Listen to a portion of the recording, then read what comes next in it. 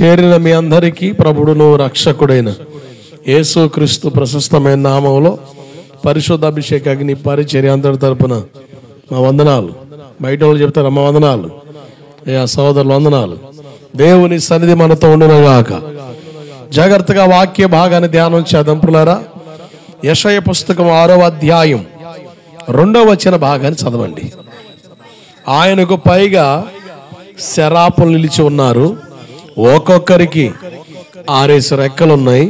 ప్రతివాడు 2 రెక్కలతో ముఖాన్ని 2 కాళ్ళను కప్పుకొనుచు 2 ఎగురుతా ఉండెను. దేవదూతల గురించి ఒక చక్కని అధ్యాయాన్ని మనం చేస్తూ ఉన్నాం.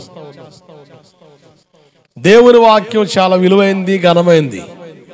మన అంతరంగాన్ని కట్టగలిగిన సామర్థ్యం దేవుని వాక్యానికి మాత్రమే ఉంది. ఆమెన్.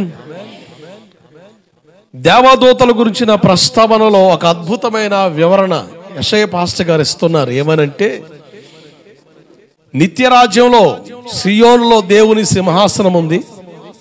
ఆ సింహాసనానికి సమీపంగా శరాపులు, మహాదూతలు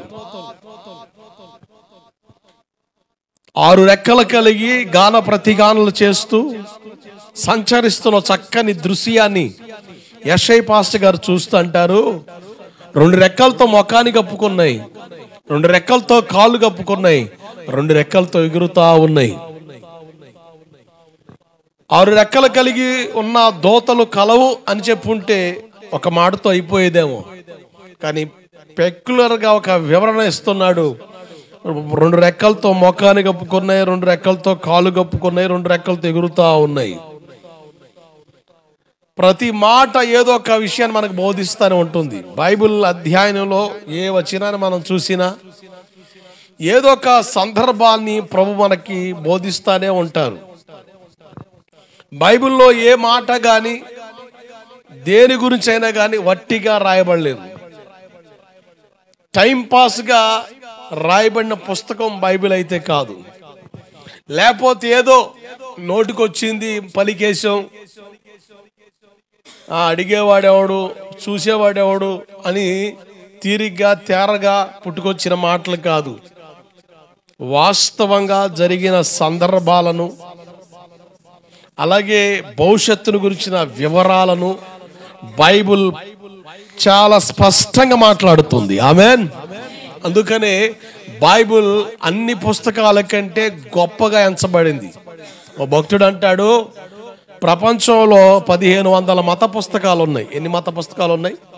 మన క్రైస్తవ్యానికి బైబిల్ ఎలా ఘనంగా ఎంచబడింది అట్లా 1500 మత పుస్తకాలు ఉన్నాయి. ఎన్నో వందల విశ్వాసాలు, ఎన్నో వందల మత ప్రచారాలు ఉన్నాయి. ఏదేమైనా 1500 మత పుస్తకాలని లైన్గా పేర్చి బైబిల్ని వాటి మధ్యలో నడిపిస్తే అవన్నీ లేచి బైబిల్కి సెల్యూట్ కొడతాయట. దేవుడికి స్తోత్రం కలుగునుగాక. అంటే అంత ఘనత, అంత ఘనమైన విషయాలు బైబిల్లో ఉన్నాయి. ఎందుకంటే దేవుని మాట. ఆమెన్. మనుషులు రాసింది కాదు, దేవుని చేత రాయబడిన పుస్తకం బైబిల్. మాట్లాడే పుస్తకం. ఏ పుస్తకం ఇది? మాట్లాడే పుస్తకం. బైబిల్ మనతో మాట్లాడుతుంది. అంత ఘనత దేవుని వాక్యానికి, లేఖనాలకి ఇవ్వబడింది. జాగ్రత్త మనసు పెట్టండి. 2 రెక్కలతో ముఖాన్ని కప్పుకున్నాయి, చెప్పగానే చెబుతున్నాయి ఒక మాట, మనం కనబడకూడదు, దేవుడు కనబడాలి. మరుగైపోవాలి, మనం కనబడకూడదు, మన గొప్ప రాకూడదు, దేవుడే కనపరచబడాలి. 2 కాళ్ళను కప్పుకున్నాయి, అంటే నా ఇష్టం కాదు, దేవుని ఇష్టం జరగాలి. నా ఇష్టం నాశనం అయిపోతాడు, నీ చిత్తమే సిద్ధించునుగాక అన్న వ్యక్తి నిత్య రాజ్యంలో ఉంటాడు. దేవుడికి స్తోత్రం కలుగునుగాక. 2 రెక్కలు ఎగిరి వెళ్తా ఉన్నాయి, చెప్పగానే చెబుతున్నాయి. మధ్యాకాశంలో కడబోర శబ్దం వినబడినప్పుడు మనం కూడా రెక్కలు దాల్చి పక్షి రాజు వలె ఎగిరి వెళ్ళిపోతాము. ఆమేన్. ఎగిరి వెళ్ళిపోవాలంటే యోబు పుస్తకం 34:20 ప్రకారం బలవంతులే దైవికంగా కొనిపోబడతారు అని బైబిల్ చెబుతుంటే, బలహీనులు దైవికంగా కొనిపోబడలేరు అన్న విషయాన్ని కూడా మనకు అర్థమవుతుంది. అక్కడ ఏ బలం ఇది? బుద్ధి బలమా, కండ బలమా? లోక సంబంధమైన బలగాల కాదు కాదు. తింటే వచ్చే బలమా, తిరిగితే వచ్చే బలమా, తేరగా వచ్చే బలమా, తీరిగ్గా వచ్చే బలమా, నిద్రపోతే వచ్చే బలమా? కాదు కాదు కాదు, అట్లా అని రాదు. ఆత్మ సంబంధమైన బలాన్ని గురించిన ప్రస్తావన బైబిల్ మనం చూస్తున్నాం. ఎస్తేరు పుస్తకం 10వ అధ్యాయం 2-3 వచనాల్లో మొర్దుకై బలమును గూర్చి, ఎవరి మొర్దుకై? సంసోను బలమును గూర్చి. అంటే సంసోను సింహబలుడు, నాజీరు చేయబడ్డ వ్యక్తి, ప్రతిష్ఠితుడు కనుక ఇక మాట్లాడే పనే లేదు. అయితే ఒక సామాన్యుని పట్టుకొని మొర్దుకై బలమును గురించి. ఏంటి ఆ బలం? నీ బలం ఎక్కడుంది? ఒక అతను అంటాడు, క్రికెట్ ఆడే వ్యక్తి, బూస్ట్ ఈ సీక్రెట్ మై ఎనర్జీ అంటాడు. నా బలం బూస్ట్ అంటాడు. అంత వేస్టే. దేవుడికి స్తోత్రం కలుగును గాక. ఈ మొర్దుకై బలం ఎక్కడుంది? నీ బలం ఏంటి? బంధు బలమా? ఏ రకమైన బలం? ఎస్తేరు గ్రంథాన్ని అధ్యయనం చేస్తూ మొర్దుకైని గురించిన ప్రస్తావన మీద తీసుకొచ్చాను. చెరపట్టబడిన యూదుడని, బెన్యామీను గోత్రికుడని. రెండోదిగా ఎస్తేరు పుస్తకం 2వ అధ్యాయం 21-22 వచనాల్లో తన పనిలో నమ్మకత్వాన్ని కనపరిచాడు. నమ్మకస్తుడు. సామెతలు 28-20 ప్రకారంగా నమ్మకమైన వారికి మెండైన దీవెనలు. మనం ప్రశ్నించవచ్చు, ఏ విషయంలో నమ్మకం ఉండాలయ్యా అని. బైబిల్లో పౌలు అపోస్తులు అంటారు, అన్ని విషయాల్లో నమ్మకస్తులుగా ఉండాలి అని. ఇదిగో పలానా విషయంలో నమ్మకాన్ని కనపరిస్తే చాలు అని చెప్పడానికి వీళ్ళే. ప్రతి విషయంలో నమ్మకత్వాన్ని కనపరచాలి. మీ ఆధ్యాత్మిక క్షేమం కొరకు బైబిల్లో ప్రస్తావించబడిన 5 ప్రాముఖ్యమైన సంగతులు ఎదురు తీసుకొని వచ్చాను. ఒక వ్యక్తి దేవుని ఎదుట నమ్మకత్వాన్ని కనపరచాలని, ఆ వ్యక్తి రక్షణ కొరకు దేవుడు ఒక సేవకుడు వాడుకున్నాడు. దైవజనుడు, ఆత్మీయ తండ్రి, నాయకుడు, సేవకుడు, సంఘ కాపరి, సేవకుని ఎదుట నమ్మకంగా ఉండాలని. అలా రక్షింపడిన మనల్ని గాల్లో వదిలేయలేదు. పూట కూలి వారింటికి చేర్చినట్లుగా దేవుడు ఒక సహవాసంలో చేర్చాడు. ఓ సంఘంలో నాటాడు, ఓ పొలంలో నాటాడు. ఆ సహవాసంలో నమ్మకంగా మనం ఉండాలి. సంఘానికి వెళ్ళి అలా వచ్చేస్తే అయిపోయిందా? ఏదో వెళ్ళాం, చర్చికి వెళ్ళి వచ్చాం. లేదు లేదు, మనకంటూ ఒక బాధ్యత ఉంది. పరిచర్లో పాలు పొందాలి. ప్రతి ఒక్కరూ దేవుని పనిలో పాలి భాగస్తులుగా మారాలి. నీ వంతుగా నువ్వు ఏం చేయగలవో అది నువ్వు చేయాలి. సంఘానికి నీ వల్ల సంఘానికి ఏం కలగకూడదు, నష్టం జరగకూడదు. నేను గడిచిన వారం చెప్పా కదా, యేసయ్య పేరుకి రిపేరు తెచ్చే బ్యాచ్ మనం ఉండకూడదు. యేసయ్య పేరుకి రిపేరు తెచ్చే వాళ్ళకి ఉండకూడదు. మన వలన సంఘానికి నష్టం కలగకూడదు. కనుక ఏదో ఒక పరిచర్యలో పాలు పొందదు. నీవు ఏదో ఒక పనిలో, దేవుని పనిలో నీ వంతులో నువ్వు నిలబడే పరిస్థితి ఖచ్చితంగా కనబడాలి. దేవుడు దాని గురించి కూడా లెక్క అడుగుతాడు. నువ్వు నా కొరకు ఏం చేసావు? ఏం చేశానయ్యా? కుటుంబం ఇచ్చావు, పిల్లల కన్నా వాళ్ళకి పెళ్ళిళ్ళు చేశా, మనవరాళ్ళు, సీముడు, ఇంకా సీతే, ఇంకా సిందితే, ఇక అన్ని కార్యక్రమాలు చేసి పక్కన ఎట్టేపాటికి అయిపోయింది, చల్లారిపోయింది. ఇక నన్ను పిలిచి చేసుకున్నా వచ్చేసా. ఇంకేముంది? జీవిత పరమార్థం అర్థం కాలేదు. ప్రతి ఒక్కరూ దేవుని పనిలో, పరిచయలో పాలి భాగస్తులు అవ్వాలి. ఏదో ఒక పరిచయలో సేవకుల ప్రోత్సాహాన్ని బట్టో, నీ ఇష్టాన్ని బట్టో, దేవుని ప్రేరణ బట్టో ఏదో ఒక పరిచయం నువ్వు కనెక్ట్ అవుతావు. దాంట్లో నమ్మకాన్ని కనపరచాలి. 5, నీ జీవనాధారం కొరకు దేవుడు డబ్బులు ఇస్తున్నాడు. నా కష్టార్జితం, నా చెమట, నా కష్టం వల్లనే అందరు బతికేస్తున్నారు, నేను కష్టపడితేనే ఎక్కడ, లేకపోతే లేదు అన్న ఫీలింగ్స్ మనకు రాకూడదు. ఎందుకంటే మనకిచ్చే ప్రతి పైసా దేవుడిదే. అందరికి బలము దయచేవాడు, చెప్పండి, అందరికి బలము దయచేవాడు ఆయనే. కనుక ఖచ్చితంగా నీ జీవనాధారం కొరకు దేవుడు డబ్బులు ఇస్తున్నాడు. డబ్బులు ఖర్చు పెట్టే విషయంలో జాగ్రత్త వహించాలి. నీకు ఇచ్చిన ప్రతి పైసా గురించి కూడా దేవుడు లెక్క అడుగుతాడు. నేను సేవ చేస్తున్నాను కదా, సేవలో దేవుడిచ్చే ధనాన్ని ఎలా ఖర్చు పెడుతున్నాను? నా స్వలాభాల కొరక, నా విన్యాసాల కొరక, నా బడాయి కొరక, లేక దేవుని పని కొరక? కుటుంబ పోషణకి నేను వాడాలి, వ్యక్తిగత అవసరానికి వాడాలి, దేవుని మందిర సేవకు వాడాలి. అయితే దుర్వినియోగం కాకుండా దేవుని ఎదుట నేను నిలబడినప్పుడు డబ్బుల గురించి 2025 సంవత్సరాన నీకు ఎంత ఇచ్చా, నేను ఏం చేసావు అన్నప్పుడు నా అక్కడ అకౌంట్ ఉండాలి. అకౌంట్ చూపించాలి. నేను దేవుడు లెక్క అడుగుతాడు. ఓ పాస్టర్ గారిని అడుగుతాడా? ఓ నేను వ్యవసాయం చేస్తున్నాగా, నేను వ్యాపారం చేస్తున్నాగా, ఏదో కూలో నాలుగు బతున్నాగా అంటే నన్ను అడగడా? నిన్ను కూడా అడుగుతాడు. నీకు డబ్బులు ఇస్తుంది ఎవరు? దేవుడే. కానీ నిన్ను కూడా అడుగుతాడు. ఈ 5 సందర్భాల్లో నమ్మకత్వాన్ని కనపరచాలని బైబిల్ ప్రస్తావించింది. 4వ సందర్భాన్ని గురించి మీద తీసుకొచ్చా. పరిచర్యలో మన వంతుగా మనం పాలు పొందే అనుభవంలోనికి రావాలి, పరిచర్యలో నమ్మకస్తులుగా ఉండాలని. బైబిల్లో భక్తజనం మనకు కనబడ్డారు.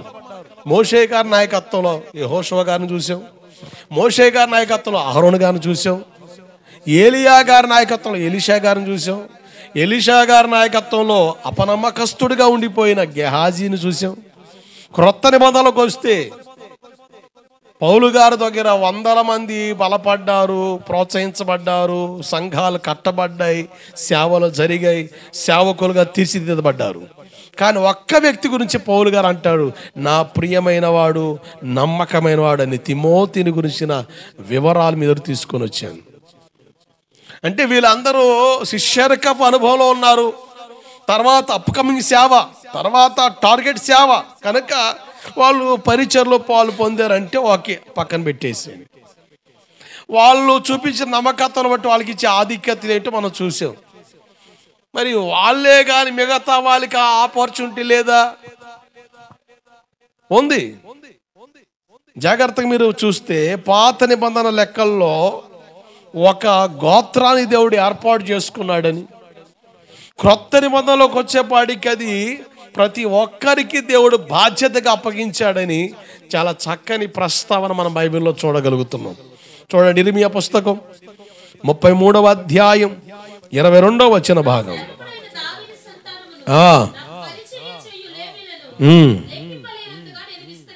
లెక్కింపలేనంతగా నేను విస్తరింపజేస్తాను. నాకు పరిచర్య చేసే లేవీయులను.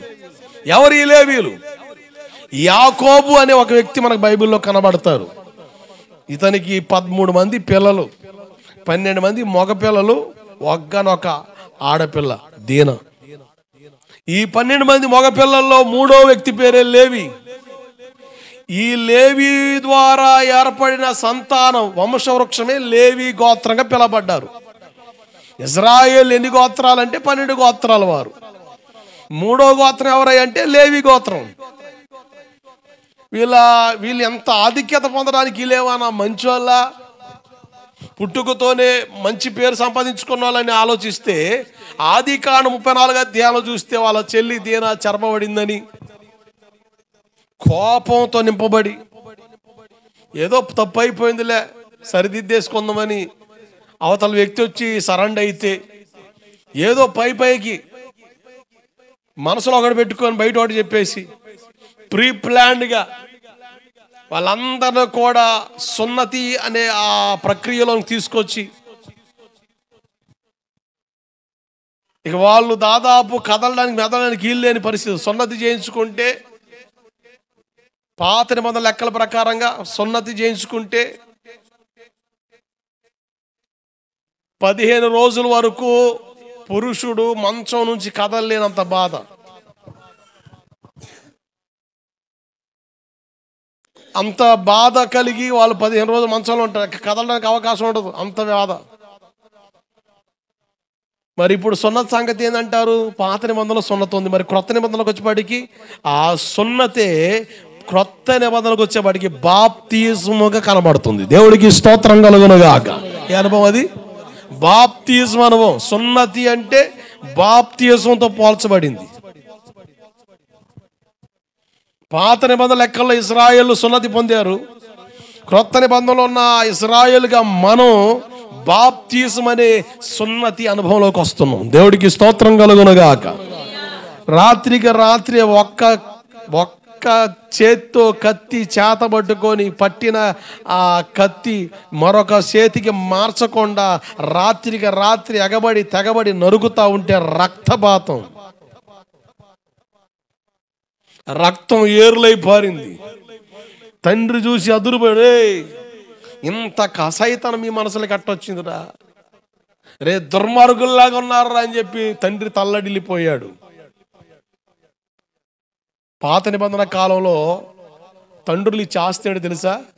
ఆశీర్వాదం. దేవుడికి స్తోత్రం కలుగునుగాక. పాత నిబంధన లెక్కల్లో తండ్రులు ఇచ్చి ఆస్తి ఏదంటే ఆశీర్వాదమే. యాకోబు గారు తన చివరి దశలో రేపో మాపో అన్నట్టు ఉండగా తన పిల్లల కోసం ప్రార్థన చేసుకున్నాడు. దేవుడు ఒక ప్రవచన ఆలోచన ఇచ్చాడు. ఆ పిల్లల మొత్తం అయిన రూబేనురా, నువ్వు తండ్రి మంచం ఎక్కేవరా అని తన లైఫ్ భవిష్యత్తు ఎట్లా ఉంటుందో చెప్పేసి పక్కన నెట్టాడు. ఇట్లా ఒకళ్ళ తర్వాత ఒకళ్ళు వస్తే లేవి, షిమియోన్లు వీళ్ళిద్దరం చూసి వీళ్ళు కోపిష్టులు, నరహంతకులు, దుర్మార్గులు, వీరి సంఘంలో చేరొద్దు అని భౌతిక తండ్రి వాళ్ళు శపించాడు. ఇక ఎట్లా అయిపోయాయి అంటే వేరు చేయబడ్డారు. వాళ్ళ సంఘంలో ఎవరు కలవట్లే, వాళ్ళని ఎవరు పిలవట్లే, వాళ్ళతో ఎవరు పలకట్లే, అంత కట్టడైపోయిన పరిస్థితి. భౌతిక తండ్రి వాళ్ళు శపించాడు. కానీ దేవుని చిత్తం వేరు. మనందరి జీవితాల్లో నా పాపాన్ని బట్టి దేవుడు కదిలితే మనం ఎవ్వరం కూడా అర్హులం కాలేము దేవుని ఎదుట. దేవుడు ఎప్పుడు కూడా మన పాపాన్ని బట్టి ఆయన కదలడు. ఆయన మన పట్ల కలిగి ఉన్న ఆలోచన బట్టి కదులుతాడు. అలా కదిలినప్పుడు మన జీవితాలు ఆయనకి ఇష్టంగా మారాలి. దేవుడికి స్తోత్రం కలుగునుగాక. ఒక బంపర్ ఛాన్స్ దేవుడు ఇచ్చాడు. మీ జీవితంలో కూడా గోవిందపురాన్ని దేవుడు గమనించాడు. 2011 సంవత్సరాన దైవజనుడు పంపాడు. దేవుని పక్షాన్ని ఎవర్రాబాయ్ అన్నప్పుడు ఏం చేయాలా? అటో కాలు ఇటో కాలు వేసి నిలబడితే కుదరదు. అర్థమైందా? లోకం అనే ఒక వాడ మీద ఒక కాలు, భక్తి అనే వాడ మీద ఇంకో కాలు వేసుకొని తెలివిగా పోతే మధ్యలోకి వచ్చేపాటికి మునిగిపోతాం, తేలిపోతాం.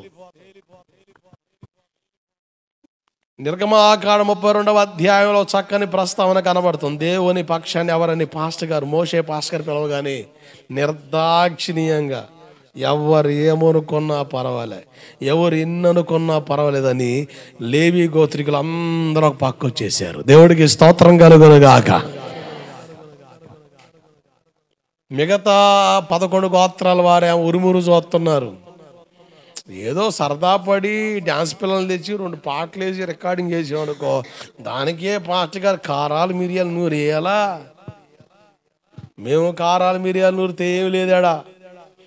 దేవుని కోపం దిగింది, అది తేడాయే. మేము కారాలు మిరియాలు నూరితే ఉపయోగం లేదు. దేవుని కోపం దిగే పరిస్థితులు ఉన్నాయా?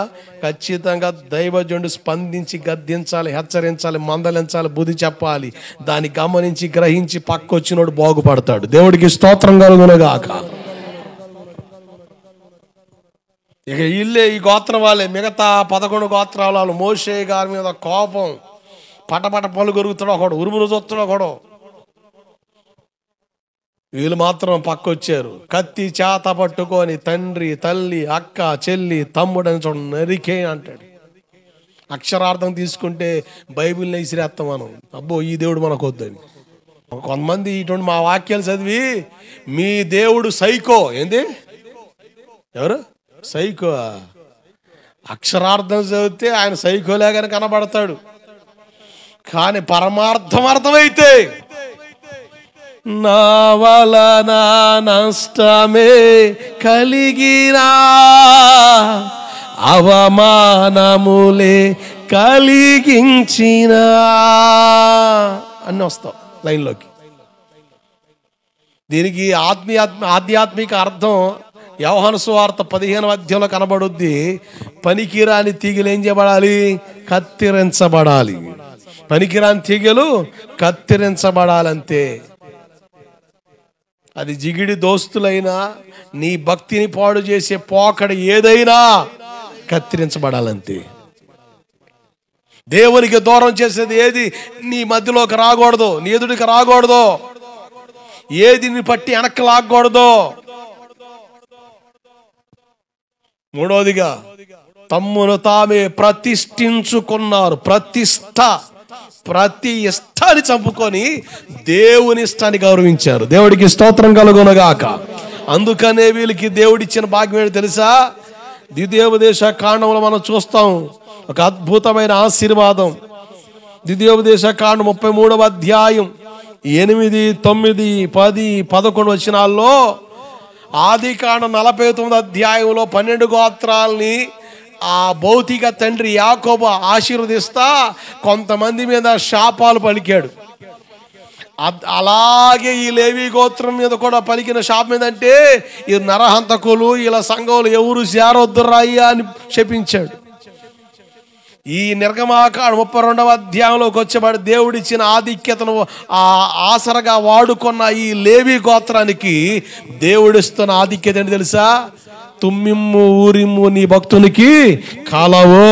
దేవుడికి స్తోత్రం కలుగునగాక. దేవుని చిత్తాన్ని కనుగొనడానికి ఉపయోగపడే పరికరం అది. అంటే దేవుని చిత్తం తెలుసుకునే ప్రజలుగా ఒక చక్కని భాగ్యం దేవుడిచ్చాడు. అంతేకాదు ద్వితీయోపదేశ కాండం మనం చూడగలం 10వ అధ్యాయం 8వ వచనంలో దేవుని సన్నిధిలో పనిచేసే భాగ్యం నిత్య కట్టడిగా తరతరాలుగా, ఒక 2 సంవత్సరాలు 3 సంవత్సరాలు 10 సంవత్సరాలు ఈ తరం వరకే, ఆ తరం వరకే కాదు, యేసు ప్రభు రాకడ పర్యాంతం ఇప్పటికి కూడా యెరూషలేములో పాలస్తీనాలో దేవుని మందిరంలో పనిచేసే ఆధిక్యత ఎవరిదయ్యా అంటే లేవి గోత్రానిది. గట్టిగా చప్పట్లు కొడుతూ స్తోత్రం చెప్పండి. హల్లెలూయా. దేవుని కొరకు మనం తీసుకునే దైవిక నిర్ణయాలు మన తరాన్ని దీవెనకరంగా మార్చేస్తాయి.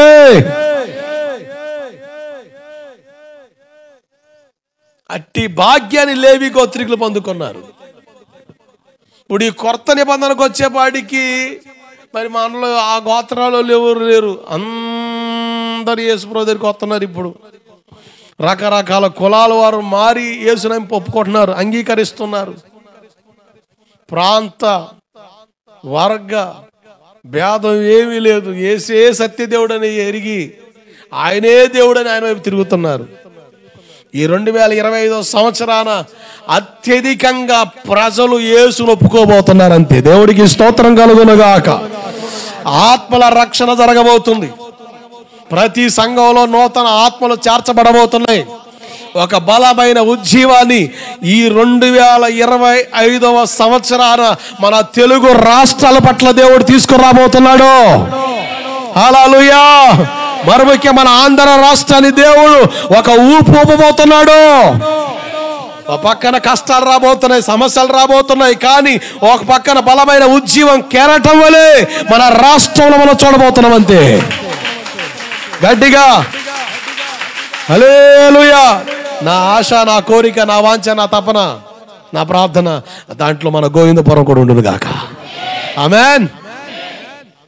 నేను ఈ గోవిందపురం వదులుకొని వెళ్ళిపోదాం అనుకున్న వ్యక్తిని నేను. వాస్తవం సేవ చేయలేను అనుకున్నా, నిలబడలేను అనుకున్నా, కానీ దేవుడు నన్ను ధైర్యపరిచాడు.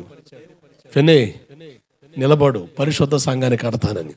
ఆ ఒక్క మాటే నన్ను బ్రతికిస్తుంది. ఇక్కడ ఆ ఒక్క మాటే గురి కలిగి పని చేయడానికి దేవుడు నన్ను బలపరుస్తున్నాడు. దేవుడికి స్తోత్రం కలుగునగాక. ప్రభు నాతో చెప్పాడు, నువ్వేం బాధపడకో, ఇలా మెడలు వంచి నీ దగ్గర కూర్చోబెడతా, మెడలు వంచి కూర్చోబెడతా నా సన్నిధులని.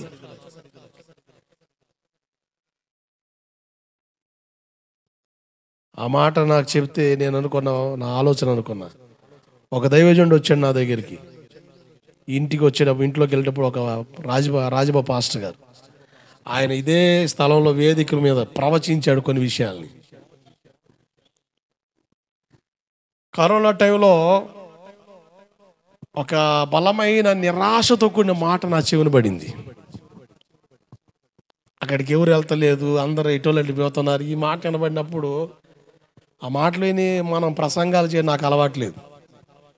ఎవరైనా ఏదైనా అంటే దాన్ని పట్టుకొని ప్రసంగాలు చేయాల్సిన పని నాకు అవసరం లేదు. దేవుని మాట చెప్పడం నా పని అంతే. చాలా నిరాశలు ఉండిపోయా. ఆ వారం అంత బాధలోనే ఉన్నా. పరుచూరు నేను ఈ మ్యారేజెస్ లైసెన్స్ తీసుకున్నా. మ్యారేజ్లు చేయాలి కదా, దాని కొరకు పగడ్బందీగా గవర్నమెంట్తో లింకప్ అయిన ఒక ప్రాసెస్లో దాంట్లో భాగంగా మ్యారేజ్ లైసెన్స్ తీసుకున్నా. మా డైసిస్లో చాలామంది ఉన్నారు మ్యారేజ్ లైసెన్స్ తీసుకున్న వాళ్ళు. పైపెచ్చు కొంతమంది ఆ డైసిస్లోనికి సభ్యులుగా మేము మారుస్తూ ఉంటాం. అలా పరుచూరులో ఒక భాగంగా కూడిక ఏర్పాటు చేసాం. దానికి ఒక స్పీకర్ చెన్నై నుంచి వచ్చారు. చాలా బాధతో వెళ్ళే కానీ మనసు అంతా కలవరంగా ఉంది, గాబరగా ఉంది, దిగులుగా ఉంది. కష్టపడుతున్నాం కదా, ప్రయాసపడుతున్నాం కదా, దేవుడు పైకెత్తడా, దేవుడు దీవెనివాడా, దేవుడు ఆశీర్వదించడా, ఈ నిరాశ నా మనసులో కృంగదీస్తా పలుమార్లు వేధిస్తూ ఉంటే దిగాలుగా కూర్చున్న ఆ కూడికలో కూటమి అయిపోయింది. ఆ దైవజనుడు కొంతమంది ప్రార్థన చేస్తున్నాడు. మా బ్యాచ్లో ఒక పాస్టర్ గారు, వాళ్ళ పాస్టర్ గారు, ఆయన వెళ్ళి ప్రార్థన చేసుకుంటే సరే సేవకులు కూడా ప్రార్థన చేస్తున్నాడు కదా, కనబడి పరిచయం కోసం చెప్పి ప్రార్థన చేయమని అడుగుదామని నేను వెళ్తే ఆ దైవజనుడు ప్రార్థన చేస్తా అంటాడు, దైవజెండా నువ్వు పనిచేసే ప్రాంతంలో దురాత్మ శక్తులు, ఈ విగ్రహ శక్తులు బలంగా పనిచేస్తూ ఉన్నాయి. నువ్వు సేవ చేసే ప్రాంతంలో ఒక తోట కనబడుతుంది, అది ఎండిపోయి ఉంది, ఎక్కడూ కూడా పచ్చదనం లేదు. ఆ మాట ఆయన అంటుంటే ఇక ఏడుపు వచ్చింది. ఏడుతున్నా, కళ్ళల్లో నీళ్లు కారిపోతున్నాయి. ఏడుస్తూ నిలబడిపోయా. అప్పటికే చాలా దుఃఖంలో ఉన్నా. అసలు ఏంది పరిస్థితి అని ఈ ఏడుపులో అలా నిలిచిపోయా. ఆ దైవజనుడు అంటాడు, అది అది కాయలు కాయడానికి మెల్లగా పచ్చగా మారుతుంది, మెల్లగా పూలు కనబడుతున్నాయి, అది కాయలు కాయడం ప్రారంభించింది. దైవజనుడా నువ్వు ఉద్యమాన్ని చూడబోతున్నావు. దేవుడికి స్తోత్రం కలుగునగాక. హల్లెలూయా. మొన్న వచ్చిన సేవకురాలు కూడా మీ కొరకు ప్రార్థన చేస్తుంటే చాలా బంధకాలు కనబడుతున్నాయి. బాగా ప్రార్థనలు నెలకు ఒకసారి 3 నెలలకు ఒకసారి ఇలా కోటలు జరిపి పెడుతున్నారు కదా, ఆ యాపకండి జరిపిస్తుండండి. కానీ నిరాశ పడకండి, ఒక రోజు రాబోతుంది ఈ ప్రాంతంలో మీ ద్వారా దేవుడు జీవాన్ని తీసుకురాబోతున్నాడు. దేవుడికి స్తోత్రం కలుగునుగాక. హల్లెలూయా. ఖచ్చితంగా దేవుడు తల ఎత్తబోతున్నాడు. అద్భుతంగా కాళ్ళ కరిగిన వారి వలె ఈ పరిచర్య దేవుడు బలపరుచునుగాక. ఆమేన్. హల్లెలూయా. చాలా ఆశ్చర్యకరమైన పరిస్థితులు గుండా సేవ వెళుతున్నప్పటికీ దేవుడు ఖచ్చితంగా ఆయన కార్యాన్ని ఖచ్చితంగా తలపెడతాడని ఒకే ఒక ధైర్యం. జాగ్రత్త రండి పిల్లారా. ఈ లేవి గోత్రానికి దేవుడు అవకాశం ఇచ్చాడు, దాన్ని సద్వినియోగం చేసుకోవడానికి ఇష్టపడ్డాడు. వాళ్ళు మనోనేత్రాలు తెరబడిన జనంగా కనబడుతున్నారు. భౌతిక తండ్రి వాళ్ళని శపిస్తే దేవుని చిత్తం వేరుగా ఉంది, దేవుని చిత్తం ఉన్నతంగా ఉంది. నేను ఈ సేవలో ఒక మాట భలే విచిత్రం పలుకుతుంటుంది, భలే మనసుకు తట్టుద్ది. దర్శనం ఏమో గొప్పగా ఉంటుందా, దరిద్రం దగ్గరగా ఉంటుంది. దర్శనం ఏమో గొప్పగా ఉంటుంది, దరిద్రం ఏమో దగ్గరగా అసలు తైతక్కలాడుతూ ఉంటుంది. ఈ దరిద్రం చూసినప్పుడేమో దర్శనం దిగాలుగా అనిపిస్తుంది. కానీ దేవుని చిత్తంలో మనం నిలబడడం ద్వారా, దేవుని చిత్తాన్ని మనం అప్పగించుకోవడం వలన, దేవుని చిత్తం మన జీవితంలో జరగడం ద్వారా మనల్ని దేవుడు హెచ్చిస్తాడు. హల్లెలూయా. నీ తల ఎత్తువాడు ఆయనే, నీ కొమ్ము ఎత్తువాడు ఆయనే, నీ పక్షాన పనిచేసేవాడు ఆయనే. అందుకని శక్తి వంచన లేకుండా నమ్మకంగా దేవుని పనిని జరిగించాలన్న ఒకే ఒక పోరాటం.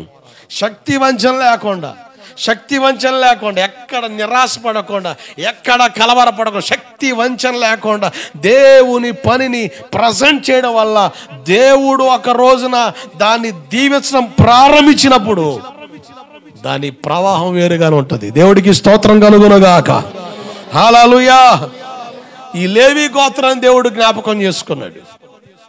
లేవీలకి దేవుని సన్నిధిలో ఉండే భాగ్యాన్ని దేవుడు ఇచ్చాడు. వీళ్ళు మనోనేత్రాలు తెరబడిన ప్రజలుగా కనబడుతున్నారు. వీళ్ళ మనోనేత్రాలు తెరబడ్డాయి. మన మనోనేత్రాలు వెలిగించబడాలి. నీ మనోనేత్రాలు తెరబడితే దేవుని చిత్తాన్ని నువ్వు కనుగోగలుగుతావు. ఈ భౌతిక నేత్రాలు భౌతిక సంబంధం అటు చూపిస్తాయి, ఆత్మ నేత్రాలు దేవుని చిత్తాన్ని చూపిస్తాయి. దేవుడికి స్తోత్రం కలుగునుగాక. వీళ్ళ జీవితంలో మనోనేత్రాలు వెలిగించబడ్డాయి. ఎలా ఉన్నారయ్యా అంటే, అసలు మా జీవితంలో దేనికి నోసుకోలేమేమో, మా జీవితాలు ఇంకింతేనేమో అనుకున్న వాళ్లకు దేవుడు చక్కని అవకాశం ఇచ్చాడు. నేను కూడా నిన్ను కూడా దేవుడు జ్ఞాపకం చేసుకున్నాడు. ఈ గోవిందపురంలో నిన్ను దేవుడు జ్ఞాపకం చేసుకున్నాడు కనుకనే ఈ పరిచర్ని దేవుడు నీ కొరకు ఏర్పాటు చేశాడు. దేవుడికి స్తోత్రం కలుగునుగాక. హల్లెలూయా. ఒకవేళ గోవిందపురం చరిత్ర, క్రైస్తవ చరిత్ర రాస్తే ఖచ్చితంగా చార్లెస్ ఫిన్నీ అన్న వ్యక్తి ద్వారా జరిగిన సేవను కూడా అక్కడ ముద్రించాల్సిందే. దేవుడికి స్తోత్రం కలుగునుగాక. ఎందుకయ్యా అంటే దేవుడు నిన్ను జ్ఞాపకం చేసుకున్నాడు, దేవుడు అవకాశం ఇచ్చాడు. దేవుని కొరకు అవకాశాన్ని నువ్వు గుర్తించి దైవికంగా నువ్వు కట్టుకోవడం ప్రారంభిస్తే నీ జీవితాన్ని దేవుడు ఆశీర్వదిస్తాడు. శపించబడిన జాతి అండి ఎవరో ఇల్లు, లేవి గోత్రికులు. అసలు లేవి లేదనుకున్నారు, కానీ అద్భుతం. దేవుని ఆలోచన, దేవుని ఆలోచన గొప్పది, దేవుని ఉద్దేశం గొప్పది. దేవుని ఆలోచన అర్థమైతే మన జీవితాలు కట్టబడతాయి. కనుక అట్లా అర్థం అవ్వాలంటే నీ కనులు ఏం చేయబడాలి? తెరవబడాలి. మనోనేత్రాలు తెరబడాలి, మనోనేత్రాలు వెలిగించబడాలి. వెలిగించబడితే దేవుడు ఖచ్చితంగా నీ జీవితంలో ఏం చేస్తాడు నీకు అర్థమవుద్ది. నిరాశపడవు, కలవరపడవు, బెంబేలెత్తావు, ధైర్యంగా దేవునికి స్తోత్రం చెబుతావు. దేవుడికి స్తోత్రం కలుగునుగాక. హల్లెలూయా. ఈ యెషయా పాస్టర్ గారి జీవితంలో కూడా ఒక సంఘటన మనం చూసాం. యెషయా పుస్తకం 6వ అధ్యాయం 1వ వచనంలో యెషయా పాస్టర్ గారి కనులు తెరబడిన తర్వాత అతని సేవా విధానం, అతని పరిచర్య విధానంలో చాలా మార్పులు వచ్చినాయని చెప్పాను. ఆ యెషయా గ్రంథం 6వ అధ్యాయంలో చాలా మార్పుల గురించి మీకు ప్రస్తావన చేశాను. అక్కడ మనకు అర్థమవుతుంది రాజైన ఉజ్జియా మృతి పొందిన సంవత్సరాలని. ఎవరు ఈ రాజు? దినవృత్తాంతాల 2వ పుస్తకం 26వ అధ్యాయం 16వ వచనంలో రాయబడిన మాట. అతడు స్థిరపడిన తర్వాత మనసును గర్వించి చెడిపోయాడు. గర్వం మన కనులకు అంధత్వాన్ని కలిగిస్తుంది. నీ కనులు తెరబడాలంటే నీలో గర్వం ఉండకూడదు. ఏముండకూడదు? గర్వానికి అవకాశం ఇవ్వకూడదు. నేల మట్టుకు తగ్గించుకోగలిగిన ఆ స్థితి మనకు ఉండాలి. నేల మట్టుకు తగ్గించుకోగలిగితే దేవుడు మనల్ని పైకి లేపుతాడు.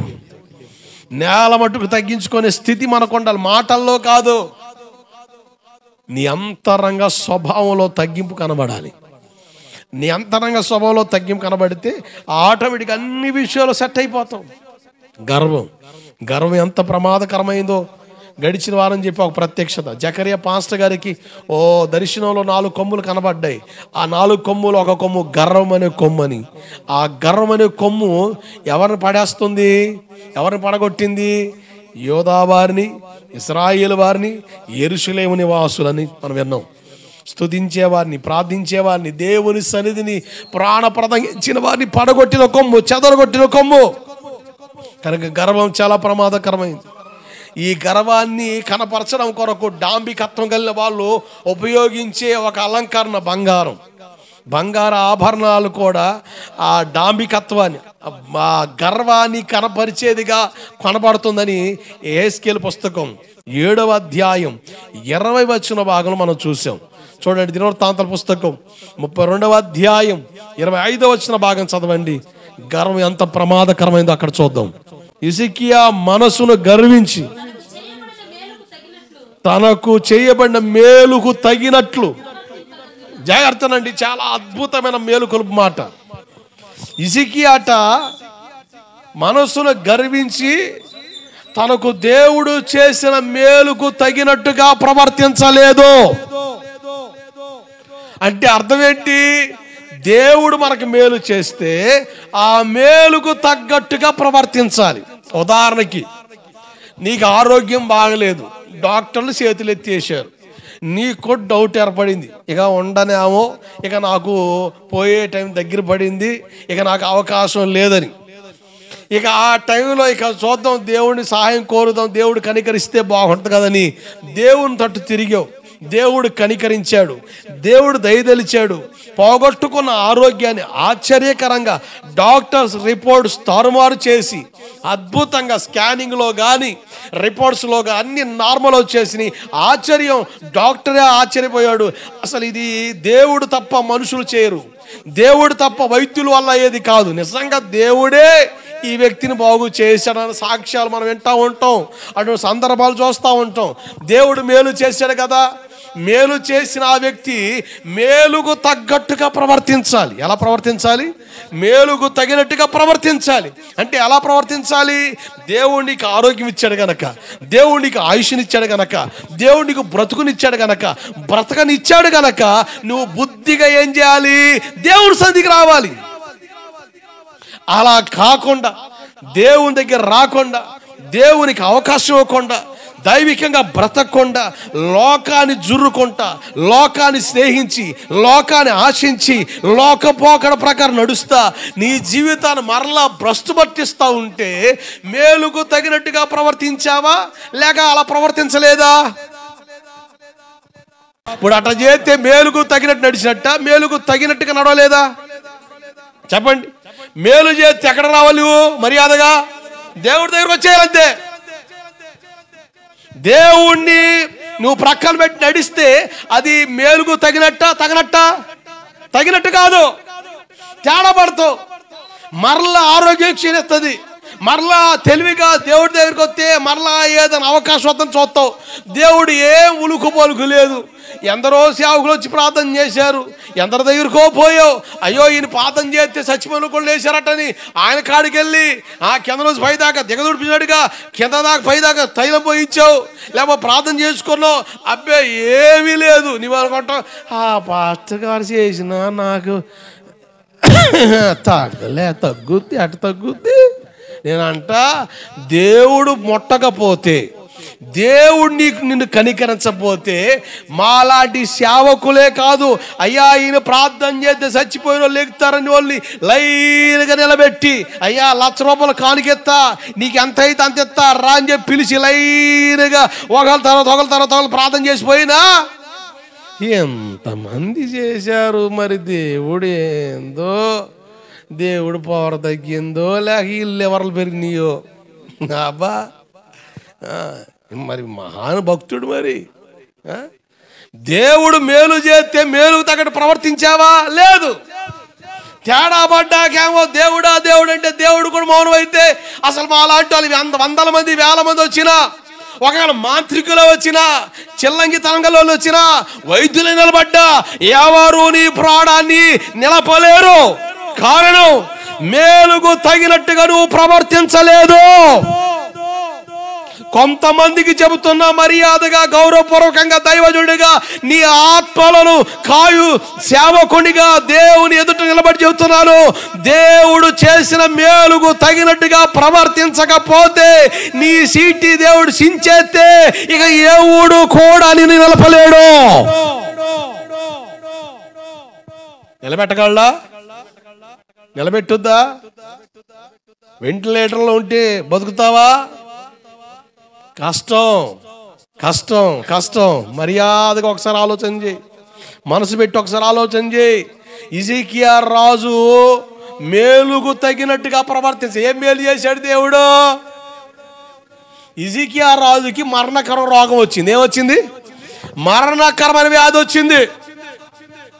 ఏదో చిన్న పుండు పుట్టిందండి నడివిపున, తగ్గుద్దిలే అనుకుంటున్నాడు, దురదేస్తుంది. ఎవరక్కడ? రుదుతారా, రోగుతారా? భయంకర దొరదేస్తుంది. గోకే కొలది చర్మం ఊడుతుంది, పుండు అవుతుంది, కానీ తగ్గట్లే. వైద్యం వికటించిపోతుంది. తిప్పలు పడ్డాడు.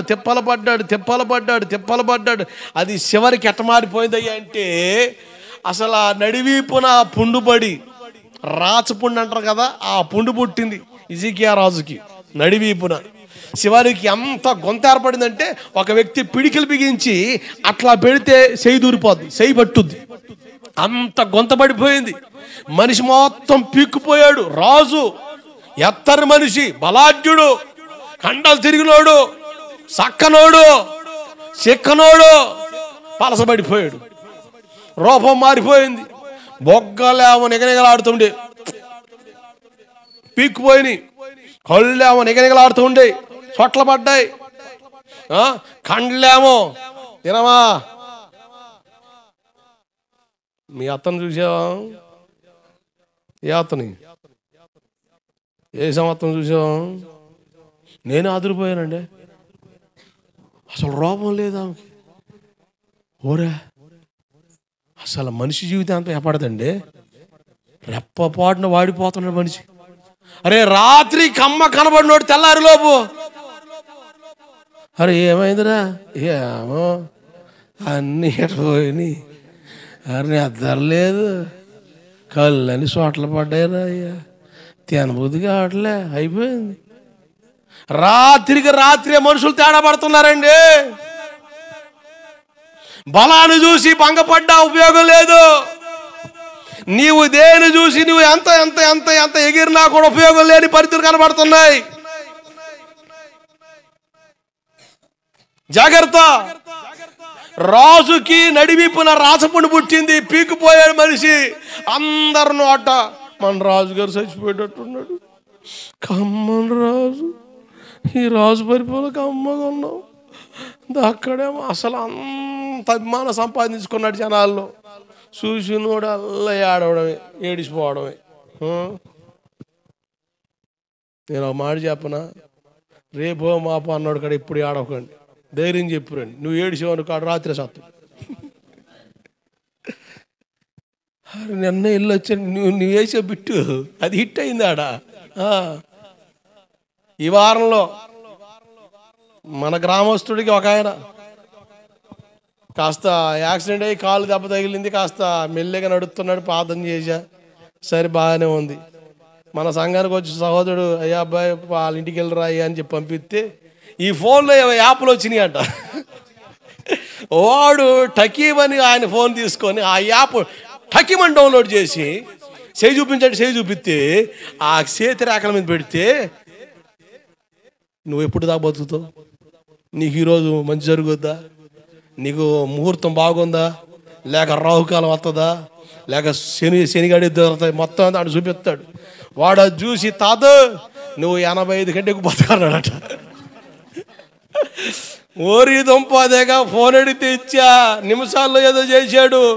అరే 85 కంటే బతకనని చెప్పాడని చెప్పి ఇక గాబరా, ఇక భయం పుట్టేసింది అతనికి, చచ్చిపోతానేమో అని. పాపం ఎదగాడు తండ్రి వెళ్ళి, అయ్యా ఏం కాదా, ఎందుకంటే పుసుకుని లటకం చచ్చాడు అనుకో, అదిగో ఆడు చెప్పాడు చచ్చాడు అని చెప్తారని, అయ్యా ఏం కాదు అని ఎంతసేపు చెప్పినా అరే వాడు అట్టన్నాడురా, వచ్చినోడు పోకుండా అట్టన్నాడురా గీలి, అది పెద్ద పులి అయిపోయింది. నాకు ఫోన్ చేశారు, ప్రార్థన చేశా, ఏం కాదు నీ జీవం దేవుని చేతిలో ఉంది అయ్యా, ఏం కాదంటే అంటే నా అమ్మాయి కొంచెం ధైర్యం వచ్చిందండి. ఎదగాడంటే ఇప్పుడు కళ వచ్చిందండి మొఖానికి అన్నాడు. కొంచెం కళ మారింది అంటే సావు కళ కాస్త జీవ కళగా మారింది. ఆయన అంటాడు 10 ఎకరాలు అమ్మినప్పుడు ఎంత భయపడలేదు అంటాడు. 10 ఎకరాలు అమ్మినా కూడా ఎంత భయపడలేదండి, అడు 10 ఎకరాలు అంటగానే భయపుట్టిందే. మీరు ఎప్పుడన్నా సావు బతుకులు ఉన్న కాడ వెళ్ళినప్పుడు ఏం కాదులే దేవుడు బతికిస్తాడని చెప్పి ప్రార్థన చేసిరా, అందుకని వామో మొన్న కూడా ఆడికి అట్టగే వచ్చింది, ఇన్ని రోజులు అంటే రికార్డే అంటే అమ్మో అంటే పోకుండా ఉన్నానా, ఇంక అయిపోయింది నా పని అని వేసేవనుకో బిట్టు. అన్నం తినేవాడు తిండో, నిద్రపోయాడు, నీ దెబ్బకి పోతున్న వారిని నీవు చూచుటలేదా, బ్రతికి ఉన్న నీకు వారు పోతున్న వారి వారిని నీవు చూచుటలేదా, బ్రతికి ఉన్న నీకు వారు. హల్లెలూయా. నేను ఈ పాట పాడమని ఎప్పుడు అనుకోలేదండి. తెగొస్తుందోడికి మరి ఎవరి దొంపదగ అంటే దేవుడు ఎవరిని బతికెత్తున్నాడయ్యా, మీకు దండబెట్టి చెబుతా. ఆయన కృపలో మీరు ఉందురు గాక, దేవుడికి స్తోత్రం కలుగును గాక. దేవుడు ఒక సేవకుడు నోట బట్టిగా పలికించడు, దాని వెనక మ్యాటర్ ఉంటుంది. మీటర్లకు ఆ సీట్ ఎక్కినాయి అనుకో, మీటర్లు మారిపోతాయి. అది వచ్చిన బాధ. మనందరం క్షేమంగా ఉందాం గాక. దేవుడిచ్చిన ఆయుష్కాలాన్ని, ఆరోగ్యాన్ని అనుభవించి ఆయన రాకళ్ళు ఎత్తబడుతాం గాక. మన పోకడ అప్పుడు దాకా ఉండి చక్కగా బ్రతికి దేవుని కొరకు నిలిచి మనం యేసుని ఎదుర్కొందుము గాక. ఆమేన్. హల్లెలూయా. హిజ్కియా రాజు తనకు చేసిన మేలుకు తగినట్టుగా ప్రవర్తింపనందున దేవుడు బ్రతికించాడండి. హిజ్కియా రాజు గురించి మీరు చదవండి. రాజుల 2వ పుస్తకం 20వ అధ్యాయంలో, అలాగే యెషయా పుస్తకం 38వ అధ్యాయంలో మీకు కనబడుతుంది సంగతి. ఏమిటో తెలుసా? రాజుకు ఆరోగ్యం క్షీణించినప్పుడు రాజు దేవుని సన్నిధిని ప్రేమించే వ్యక్తి అండి. హిజ్కియా రాజులోని గొప్పతనం ఏంటి తెలుసా? హిజ్కియా రాజు జీవిత చరిత్ర మీరు చదవండి, చూడండి. ఏ రాజు చరిత్రలో ఆ విధానం చూడలే. ఒక శత్రువు ఉత్తరం పంపిస్తాడు రాజుకి, ఏయ్ మీ దేవుడేమన్నా సూర్యుడా ఈరుడా, అదిగో చూడు నీ తమ్ముడు ఇశ్రాయేలు నా చేతికి పడ్డాడు, తుత్తి నీళ్ళు చేసి పెట్టా, అదిగో వాళ్ళ దేవత వాళ్ళ దేవుడు కాపాడా, మీ దేవుడేమని మిమ్మల్ని కాపాడుతాడా? ఓ ప్రజలారా, హిజ్కియా రాజు మాటలు విని మీ ప్రాణాలు దాకా తెచ్చుకోకండి. నేను రాజ్యాలు జయించుకుని వస్తున్నా, ఏ రాజు నా ముందు నిలవలేకపోయాడు అని డాంబికంగా పలకడమే కాకుండా లెటర్ రాసి రాజుకు పంపిస్తే అసలు అద్భుతం అండి. ఆ ఉత్తరం పట్టుకొని దేవుని సన్నిధికి వెళ్ళి దాన్ని తెరిచి మోకరించి ప్రార్థన చేస్తే రాత్రికి రాత్రే దేవుని దూత దిగితే ఒక్క దెబ్బతో 180,000 మంది మట్టి కరిపిస్తే అదురుపోయి బెదిరిపోయి అసలు ఏమైంది అర్థం కాక రాజు ముడుచుకొని పారిపోయాడు. దేవుడికి స్తోత్రం కలుగును గాక. హల్లెలూయా. వాటి అద్భుతమైన రాజు అండి. ఒక రాజు ఎవరక్కడ, ఎంత మాట ఏమంటివి ఇటులా కానరొస్తున్నాం మేము. మంత్రివర్యులు సూర్యుని సిద్ధపరచండి, బలాఢ్యులు సిద్ధపరచండి, ఆయుధాలు ఎక్కడ? నో. దేవుని సన్నిధికి పోయాడు బుద్ధిగా. ఆ ఉత్తరం తీసి అయ్యా నువ్వే. అంతేకాదు యెషయా పాస్టర్ గారు వస్తే యెషయా పాస్టర్ గారితో కలిసి ప్రార్థన చేశాడు. దేవుడికి స్తోత్రం కలుగునగాక. దైవజనుడితో కలిసి ఎందుకు విజ్ఞాపన చేయాలా? విజ్ఞాపన ఎందుకు చేయాలా? నోరు తెరవరు, షోకేస్ బొమ్మల్లాగా ఉంటారు. షోకేస్ బొమ్మల్లా కావుగా అసలు ఒలుగుబాలు కదలరు. ఏదో ఈ బట్టల షాపులో ఉంటాడు ఒక బొమ్మ, ఒక పెద్ద పొట్ట వేసుకొని ఎంత తలకాయ వేసుకొని ఇట్లా ఆగుతాడు, ఇంకెట్టగా ఉంటాడు. మళ్ళీ అట్టగానే మళ్ళీ అట్ట కదిపినప్పుడల్లా, ఇక అయ్యే గారు కదిపినప్పుడల్లా ఏసయ్యా ఏసయ్యా ఏసయ్యా, మళ్ళీ అమ్మ ఏసయ్యా, అమ్మ కుడి చెయ్య అడం చెయ్య, పలకడం కూడా చక్కన పలకవు. మళ్ళీ దేవుడికి స్తోత్రం కలుగును కాక.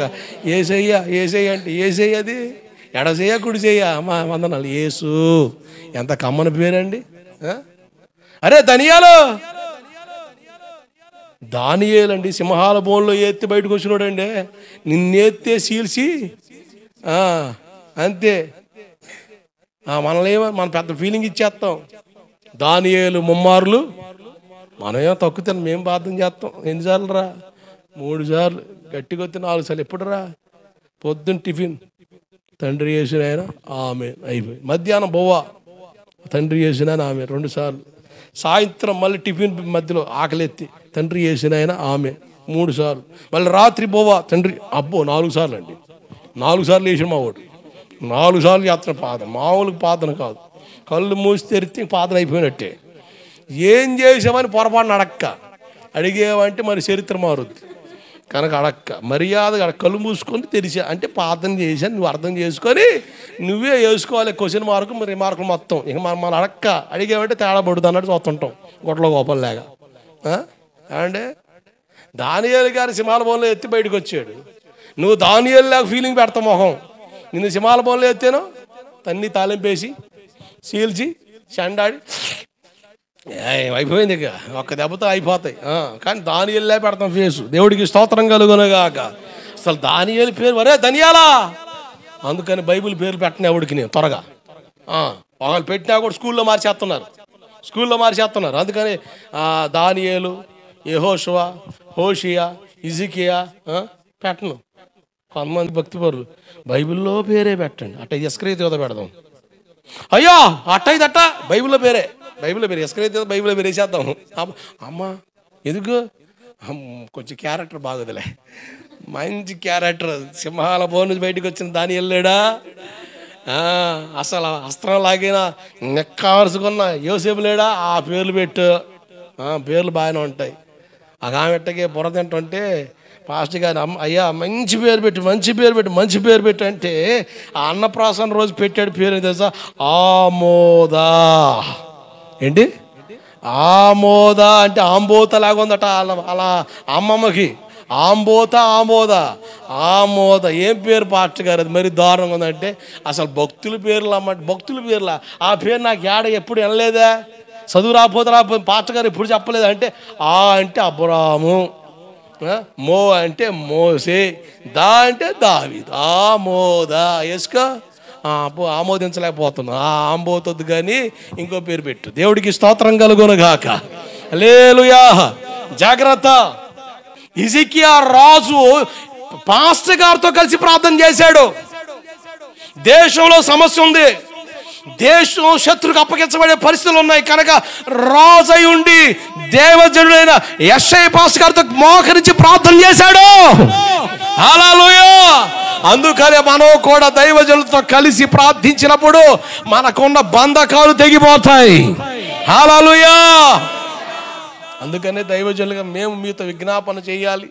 మీరు మాతో కలిసి ప్రార్థన చేసి ఏకీవించే అవకాశం ఉన్నప్పుడు ఖచ్చితంగా ప్రార్థనలు చేయడం ద్వారా దేవుడు కార్యాలు జరిగిస్తాడు. ఆమేన్, ఆమేన్, హల్లెలూయా. జాగ్రత్త ఉండండి. ఇంత గొప్ప వ్యక్తి అండి. అంతేకాదు అసలు మంచాలు పడిపోయాడు కదా, రోజు దేవుని మందిరానికి వెళ్ళి రావడం అలవాటు. మనకు ఆదివారం ఒక పూటే, కానీ హిజ్కియా రాజు ప్రతిరోజు దేవుని ఆలయంలోకి వెళ్ళి కాసేపు ప్రార్థన చేయడం అలవాటు. రాజు అయి ఉండి కీర్తనకాడేమంటాడు, యెహోవా నా కాపరి. చివరికి వచ్చిపడి ఏమంటాడు, చిరకాలం చెడకల దంపు తిని బతికేస్తానడా. ఆడి చూస్తున్నాడు చూడండి, చిరకాలం చికెన్తో బతికేస్తానండి. 2 మొక్కలు పడేస్తే చాలండి. ఆ బాటిల్ ఫ్లో ఏదో ఒకటి గట్టిగా ప్రార్థన చేసి అడ్డం పడి నమిలేస్తానండి. ఉంటే యేసు, పోతే యేసు. అబ్బా భక్తుడు అయ్యా, నీ ఆత్మ కొరకు యేసు ప్రభు ఎదురు చూడాలా, నువ్వు ఎప్పుడు వస్తావని. ఏం ఫేస్ పెట్టి చెప్పాను. అంటే జాగ్రత్తనండి. అసలు హిజ్కియాకున్న గొప్ప అనుభవం తెలుసా, రోజు దేవుని మందిరానికి వెళ్ళి వస్తాడు. అంతేకాదు నేను ఎప్పుడు మందిరానికి వెళ్తానా అన్న ఆశతో ఉన్నాడు. దేవుడు బాగు చేస్తాడని ఎదురు చూస్తున్నాడు. ఆరోగ్యం క్షీణించింది. ఒకరోజు పాస్టర్ గారు రానే వచ్చాడు. మా యెషయా పాస్టర్ గారు వచ్చి అంటాడు, హిజ్కియా రాజా, దేవుడు నాతో చెప్పిన మాట ఏంటి తెలుసా, నీ ఇల్లు చక్కబెట్టుకో,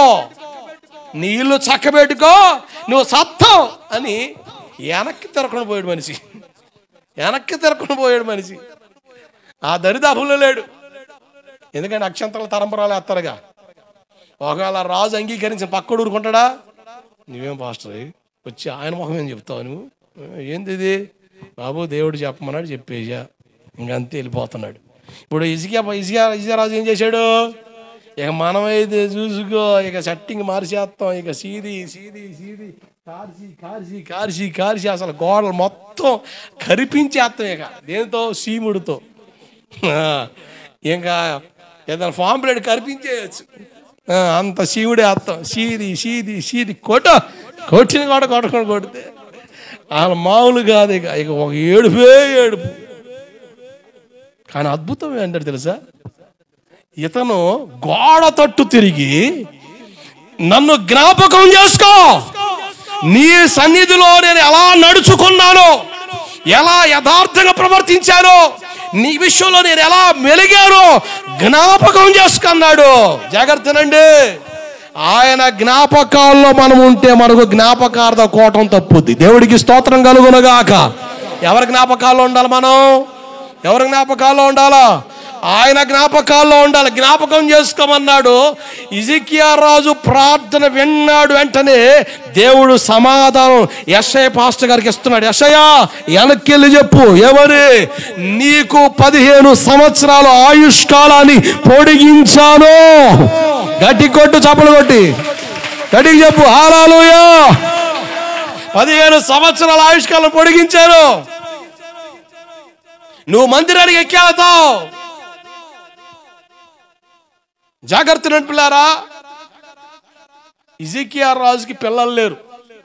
అప్పటికి మానసే పొట్టలే పిల్లలు లేరు, ఆడపిల్లలు లేరు, మగ అసలు పిల్లలు పొట్టలే. ఈ 15 సంవత్సరాల ఆయుష్కాలం పొడిగింపులో దేవుడు మగబిడ్డనిచ్చాడు. దేవుడికి స్తోత్రం కలుగునుగాక. ఒకవేళ 15 సంవత్సరాల ఆయుష్కాలం ఇవ్వకపోతే అర్ధంతరంగా ముగిసిపోయేది రాజు చరిత్ర. యోధారాజుగా పిలబడి హిజ్కియా రాజు చరిత్ర అర్ధంతరంగా ముగిసిపోయేది.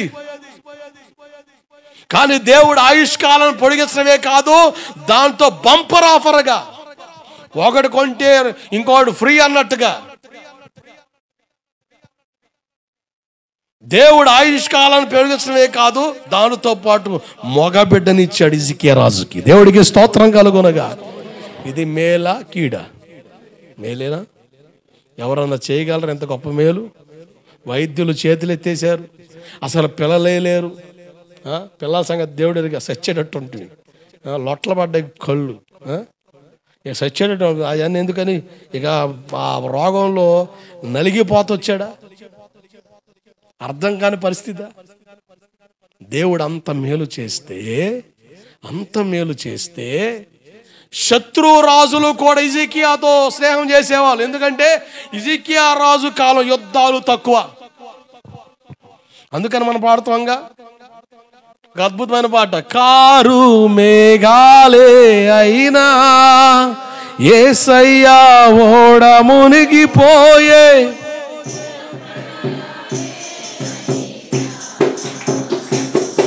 పాడాలా? ఎత్తుకో.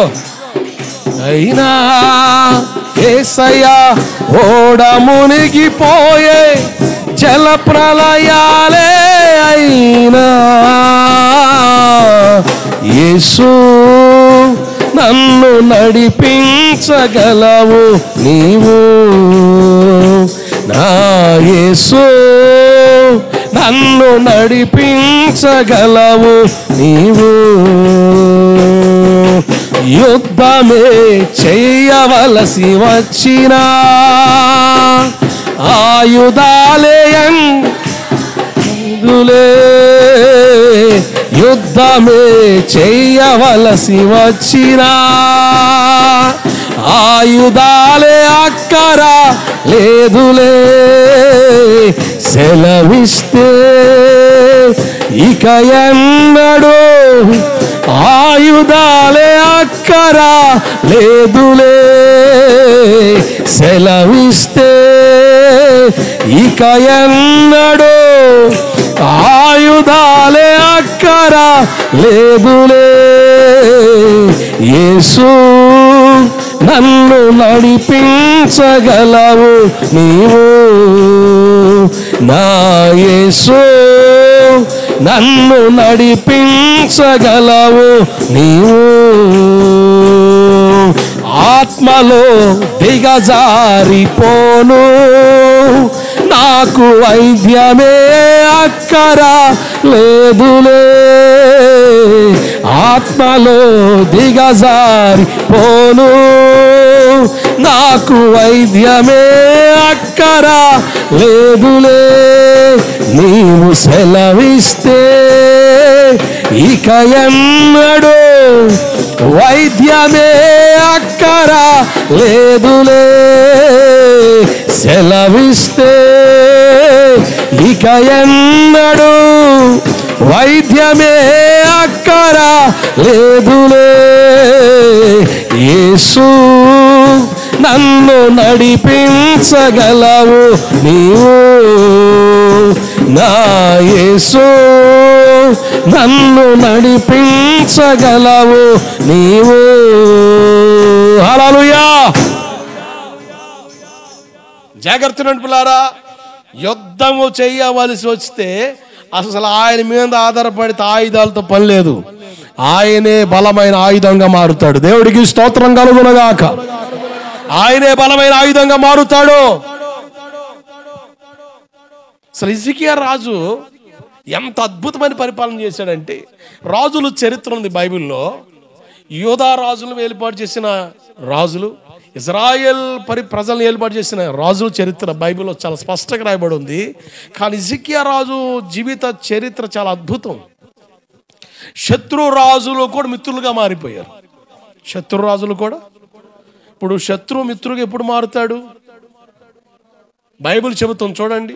సామెతల పుస్తకంలో ఒక మాట ఉంది, నీ శత్రువు నీకు మిత్రుగా మారాలంటే, నీకు మిత్రుడు అవ్వాలంటే, నీకు చెలికాడవ్వాలంటే సామెతల పుస్తకం 16వ అధ్యాయం 7వ వచనం, ఒక నీ ప్రవర్తన దేవునికి ప్రీతికరంగా ఉన్నప్పుడు. నీ ప్రవర్తన ఎవరికి నచ్చాలి? ఎవరికి నచ్చాలి? దేవుడు నీ ప్రవర్తన మెచ్చితే, దేవుడికి నీ ప్రవర్తన నచ్చితే ఆయన వాని శత్రుని సహా వారికి మిత్రులుగా మార్చేస్తాడు. అంతే. ఎక్కడ కొట్టాలి అక్కడ కొడతాడు దేవుడు. ఎక్కడ ఆలోచన కలిగించాలి అక్కడ ఆలోచన కలిగిస్తాడు. శత్రు రాజులు కూడా హిజ్కియా అంటే ఇష్టం. హిజ్కియా రాజు ఆరోగ్యం బాగోలేదని తెలుసుకొని వద్దాం అనుకోండి, అలా రోజులు గడిచిపోయిన గ్యాప్లో రాజు బాగుపడ్డాడు. సడన్గా ఒక రోజు ఈ శత్రు రాజు సైనికులు వచ్చి చూస్తూ ఉంటే ధనాగారంలో తీసుకెళ్ళి, యుద్ధ ఆయుధాలు కలిగిన ఆ గోడంలో తీసుకెళ్ళి, చూడండి ఎంత ఇచ్చాడో దేవుడు, చూడండి, look my status, my standard, ఇది మన అక్కడ ఆధిక్యత అని, పడాయి బచ్చా కూళ్ళకి తెచ్చని అన్నీ చూపించండి. దేవుడు దాన్ని ఒప్పుకోలే. దేవుడు హిజ్కియా రాజు హృదయ గర్వాన్ని చూశాడు. ఏందేం చూశాడు? హృదయ గర్వం. కొంతమందిలో గర్వం నోటి మాటలో కనబడదు, క్రియల్లో కనబడదు. హృదయ గర్వం. నన్ను కొట్టేవాడేవాడు, నన్ను బీటౌట్ చేసేవాడేవాడు అని మనసులోని ఊహించుకున్నా చాలు డేంజర్ జోన్లోకి వెళ్ళిపోతాం. హృదయ గర్వం. హృదయంలో గర్వించాడు. దాన్ని బట్టి దేవుడు అంటున్నాడు, మేలుకు తగినట్టుగా ప్రవర్తించలేదు. ఇప్పుడు బాగుపడ్డావు, ఆరోగ్యం బాగోలేదని దేవుడు నేను బాగు చేసిన విధానం వాళ్ళకి తెలియదు. అన్యుడికి వాడు నీ దగ్గరకు వచ్చాడు, నీకు బాగోలేదని తెలిసి వచ్చాం. అరే బాగానే ఉన్నావంటే ఏం చెప్పాలా? రా నా బడాయి చూడు ఎంత బాగుంది అని చెప్పాలా? సాక్ష్యం చెప్పాలి. అయ్యా వాస్తవే, మీరు ఎంత వాస్తవే, నేను చచ్చిపోయేవాడిని, బ్రతుకులు ఉన్నా, నాకు కూడా అర్థమైపోయింది. మా పాస్టర్ గారు వచ్చి ఇక నీకు టైం లేదు చచ్చిపోతావు అన్నాడు. నేను ప్రార్థన చేశా, నేను నమ్ముకున్న దేవుడు ప్రాణాన్ని సంరక్షించడమే కాదు, చచ్చిపోయిన వారికి కూడా జీవాన్నిస్తాడు. ఆమేన్ అని సాక్ష్యం చెప్పాలి. సాక్ష్యం చెప్పకుండా పడే కోతలకు వస్తున్నాడు మనిషి. జాగ్రత్త. కొంతమంది ఉంటారండి, దేవుడు బాగు చేస్తాడా? బాగు చేస్తే దేవుడు బాగు చేసిన వైనంగా చెప్పరు. ఇదిగో చూడండి, అసలు ఎన్ని హాస్పిటల్ తిరిగామో చెప్పు, రిపోర్ట్ చూడు, ఇంత తిరిగామండి, ఎంత డబ్బులు పెట్టామో, లక్షలు పెట్టిన ఉపయోగం బతికే అవకాశం ఉందా? ఎవడు బతికినిచ్చాడు? అది చెప్పడం అనుకొని రిపోర్ట్లు నీకెందుకు? ఏమని చెప్పాలి? చూడయ్యా, నాకున్న రోగం వాస్తవమే, నాకున్న సమస్య వాస్తవమే, ఎన్ని డాక్టర్ల దగ్గరికి వెళ్ళినా ఇదే రిపోర్ట్ చెప్పారు, ఇదే సమస్య చెప్పారు. నేను అనుకున్న ఒకవేళ వీళ్ళు కాకపోతే ఇంకోళ్ళ దగ్గరికి వెళ్దాం, ఇప్పుడు వచ్చే డాక్టర్లు తేడా ఉంటున్నారండు. అర్థమైందా? ఎతగాడి దగ్గర స్కానింగ్ ఏమో ఎంత కంటిది కనబడుద్ది, ఆడ అంటాడు ఏదో తేడా కనబడుతుంది. నువ్వు డాక్టర్ దగ్గరికి వెళ్ళని స్పెట్స్ తీస్తాడు. ఒకడు వచ్చావా, సార్ చెప్పండి సార్. డాక్టర్ టెన్షన్, అసలు వాడిని అట్లా చేస్తాడు. ఇక డైరెక్ట్ ఇంటికి కాదు, బస్సు కాదు, బెడ్ ఎక్కలేడు. కొంచెం సార్ అటు చూద్దాం సార్, ఏదో నాకు నొప్పి బాగుంది. అసలే టైం భోజనం చేస్తావా సార్? టైం తింటా సార్. కుంభకరుణ్ సార్, టైంకి వేస్తా సార్. ఓకే. పేగులు ఎప్పుడన్నా నొప్పి సార్? అప్పుడప్పుడు సార్. ఓకే. ఎక్కడ చూసి ఏదో సంథింగ్ కంత పడుతుంది, అదేదో కణితిలాగా ఉంది, కణితిలా అయిపోయింది. ఇక కడి చూపేగా నోటి మాట్లేదు, కడితనే అయిపోయింది. ఓసారికి వెళ్ళినాడు, ఆడికి వెళ్ళు, హాస్పిటల్కి వెళ్ళు. ఏం చెప్పా? ఏమో ఏదో ఎంత ఉందట.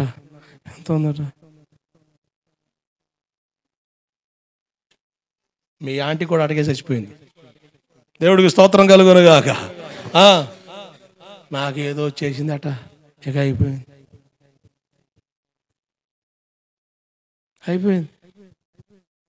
మానసిక రోగానికి వైద్యం లేదు, కానీ మానసిక రోగానికి దేవుని మాటే మందు. ఆమేన్, హల్లెలూయా. దేవుని మాటే మందు. మానసిక రోగానికి వైద్యం లేదు. మానసికం కృంగిపోదని డాక్టర్ చెప్పే రిసిప్ట్ అది, కానీ నేను చెప్పే యేసయ్య రిసిప్ట్ తెలుసా? నా యేసయ్య మాట ఆ మానసిక రోగానికి మందు. హల్లెలూయా. దేవుడు నిన్ను లేవనెత్తుతాడు, బ్రతికిస్తాడు అన్న ధైర్యం నీకు ఉండాలా. ఏమంటే హిజ్కియా రాజుకి దేవుడు మేలు చేసి ఏం చెప్పాలి? అన్యులు వచ్చారు, రాజా నేను ఆరాధిస్తున్న దేవుడు గొప్పోడు, నేను ఆరాధించే దేవుడు గొప్పోడు, నువ్వు నా శత్రురాజు అయినా ఎందుకు సంచేతం తెలుసా? ఆయుధాలు వాళ్ళే, మొఖాల మీద మనం మాట్లాడుకోలే. నా దేవుడు మధ్యలో పనిచేశాడు, దేవుడు భయం మనలో కలిగింది కనుకనే నువ్వు నన్ను ప్రేమించావు, ఇష్టపడ్డావు. ఈ రోజు నేను బ్రతికుండేవాడిని కాదు, నా సమాధి కార్యక్రమం వచ్చేవాళ్ళు, లేకపోతే నా జ్ఞాపకార్థం కూడా వచ్చి బోతినిపోయేవాళ్ళు. కానీ ఈరోజు బ్రతికున్నానంటే నా దేవుడు నన్ను బ్రతికించాడని చెప్పాలిగా. ఇప్పుడు చదవండి, ఆ మాట అర్థమవుద్ది. దినవృత్తాంతాలు 2వ పుస్తకం 32వ అధ్యాయం 25. హిజ్కియా మనసున గర్వించి, నీ మనసులో గర్వం ఉన్న సంగతి ఎవడు తెలుస్తుంది? మనసులో గర్వం ఉన్న సంగతి దేవుడికి తెలుస్తుంది. నీ మాటల్లో గర్వం కనబడితే అబ్బో పొగరబోద్దయ్యా, పొగరబోతుడయ్యా, పొగరగా మాట్లాడుతున్నాయ్యా, పొగరు ఎక్కువయ్యా, మాటలు అబ్బో బుడ్డకోడి పుంజులు ఇచ్చాడయ్యా. మాటలను బట్టి, క్రియలను బట్టి డాంబికంగా తినలేకపోయినా మీసాలు సంపంగా ఉన్నట్టుగా మీసాలు తిప్పి బడాయిగా, అబ్బో మామూలు లేదే బాడాయి, ఇవి మనం కనిపెట్టేస్తాం. కానీ మనసులో ఉన్న గర్వం ఎవడు తెలుస్తుంది? దేవుడికి. ఇప్పుడు అన్యరాజు వచ్చినప్పుడు ఏం చెప్పాలి? హిజ్కియా ఏం చెప్పాలి? నా దేవుడు బ్రతికించాడు, నా దేవుడు బ్రతికించాడని చెప్పుకుంటే దేవుడు శభాష్ అనేవాడేమో. మేలుకు తగినట్టుగా ప్రవర్తన చేయాలి. సంగమా, ఒక దైవజనుడిగా దేవుని వాక్యాన్ని బట్టి చెప్తున్నాను, దేవుడిని బ్రతికిస్తున్నాడు, దేవుడిని కాపాడుతున్నాడు, దేవుడిని సంరక్షిస్తున్నాడు, కీడు కలకుండా భద్రపరుస్తున్నాడు. దేవుని కాపుదల నీకు ఉంది. మేలుకు తగినట్లుగా ఎట్లా చెప్పండి. మేలుకు తగినట్లుగా మేలు చేస్తున్నాడండి. మేలుకు తగినట్లుగా మనం ప్రవర్తించాలి. అది దేవుడు మెచ్చే భక్తి, దేవుడు ఒప్పుకునే భక్తి. భక్తి అన్నది మనుషుల మెప్పును కోరుకునేది కాదు, భక్తి దేవుని మెప్పును పొందేది. ఆమేన్, హల్లెలూయా. మనుషులు మెప్పును పొందేదైతే గొణదల కొండకి వెళ్ళా, నున్న గట్టించా, మాడలు గట్టించా, మావాడు గట్టించా, ఈడికి గట్టించా, ఆడికి గట్టించా. ఏంద్రని కొట్టింది? గుండ్లు గమ్మంగాడుండు, ఎందుకు లోపలికి అదురుపోయి చేస్తారు. ఒనిటి అట్టివి కొత్తడు ఒకడు అట్ట ఉంటివి నువ్వు. నాగార్జున సాగర్కి వెళ్ళి నలుగురికి ఏటను కోసి తెలిపాడేసాం అంతే. కండ్లల్లారి అబ్బా, కండ్లల్లారి వెళ్ళిపోదాం. నాగపట్నానికి వెళ్ళి మోకాల మీద నడిచా. అబ్బా ఏం భక్తుడే. భక్తి అన్నది మనుషుల మెప్పును కోరేది కాదు, భక్తి దేవుని మెప్పును కోరేది. అది మనకు అర్థమైతే, ఆ ప్రత్యక్షత నీకు వస్తే, అది నీకు అర్థం కాగలిగితే మనుషుల మెప్పులు కోరో, మనుషుల ఘనతలు కోరో.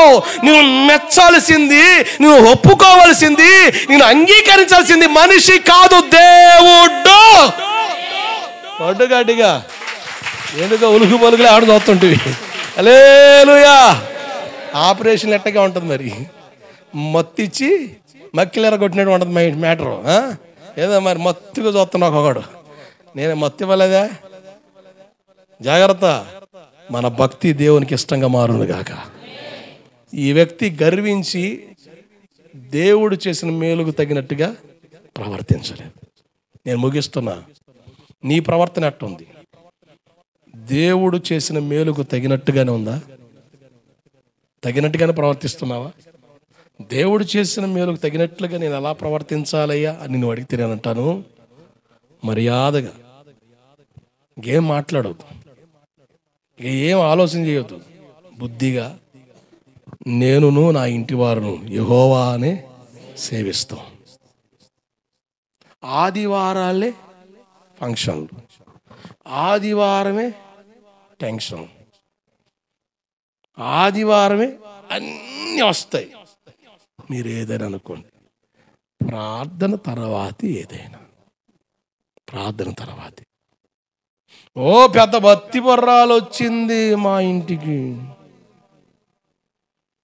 మా కొంపల్లో ఎతగాడు కంటే గొప్ప భక్తిపరుడు కనబడలే మాకు అని రివర్స్ డైలాగులు వినపడ్డా, రివర్స్ గేర్లో మనుషులు మాట్లాడుతున్నా, నేను ఏమండి దేవునికి సింపుల్గా దూరం చేస్తారు మనుషులు. దేవునికి దగ్గర చేయగలరా? చేయలేరు. దేవునికి దగ్గరగా ఉండాల్సిన బాధ్యత నీది. ఆమేన్. వరద వచ్చినాను, గాలి వచ్చినాను, ఇంకా తుఫాను వచ్చినాను, ఆ ఇల్లు బండ మీద ఉంది కనుక కదల్చబడలేదు. ఆ ఇల్లు ఇసుక మీద ఉంది కనుక గాలి వచ్చింది, వాన వచ్చింది, వరదలు వచ్చినాయి, డాముని కింద పడింది. వాడి ప్రయాస గొప్పది అని బైబిల్ చెప్తుంది. గాలి అంటే, నీళ్ళంటే, ప్రవాహం అంటే, వరదలంటే అంటే భూ సంబంధమైన సమస్యలు వచ్చిన, మనుషుల ద్వారా సమస్యలు వచ్చిన, గాలి వాన పైనుంచి పడేది, దురాత్మ శక్తులు, అంధకార శక్తులు, చీకటి శక్తులు, వాయుమండప శక్తులు, రకరకాల కోణలను బలహీనపరుస్తా ఉన్నా, నీవు నీ భక్తిని బండ మీద కడితే అంటారు దేవునికి నివాస యోగ్యమైన ఇల్లుగా మారిపోతావు. ఆమేన్. ఒక దైవజనుడిగా బ్రతిమలాడి చెప్తున్నా, మరలా ఈ అవకాశం, ఈ ఆలోచన మరలా ప్రభుని ఎదురు తెస్తాడు నాకు తెలియదు. ఒక దైవజనుడిగా చెప్తున్నాను, దేవుడు చేసిన మేలుకు తగినట్లుగా అడుగులేద్దాం. ఈ నెల 2వ నెల, ఇది చివరి ఆదివారం. వచ్చే ఆదివారం కల్లా మార్చి నెలలోకి వెళ్ళిపోతాం. శుక్రవారం 28 క్లోజ్, 1వ తారీఖు శనివారం, 2వ తారీఖు ఆదివారం, మార్చ్ అయిపోయింది. ఫిబ్రవరి నెల ఈ ఆదివారంతో. ఒక మాట చెబుతున్న దైవజనుడిగా, నీ మేలు కోరి, నీ క్షేమం కోరి, నీ ఆలోచన, నీ మంచి కోరి చెబుతున్నా, నీకు ఆలోచన మేలుకు తగినట్టుగా నడుచుకుందాం. దేవుడు మేలు చేస్తున్నాడు. ఏం మేలు చేశాడండి మాకు? చర్చికి వచ్చి ఏం జరుగుతుందండి? కష్టాలు పోతున్నాయా, బాధలు పోతున్నాయా, నొప్పులు పోతున్నాయా, తిప్పలు పోతున్నాయా, అప్పులు పోతున్నాయా, ఏ కాడికి గ్రైండర్లు పెట్టి కర్ర కర్ర కర్ర కర్ర కర్ర అని నలగొట్టినట్టే బతుకు. ఏ కాడికి కాలుకు తాడు కట్టి బర్ర బర్ర బర్ర లాక్కుపోయినట్టే. ఏడుందండి మనశాంతి? ఏడుందండి ప్రశాంతత? అసలు ఎటు చూసినా ఎండమావులే కదా, ఎటు చూసినా బాధలే కదా, ఎటు చూసినా సమస్యలే కదా. ఎట చెప్తున్నా పాస్టర్ మేలు చేసాడని దేవుడు నాకు? అసలు నాకు ఏం కనబడతలేదే.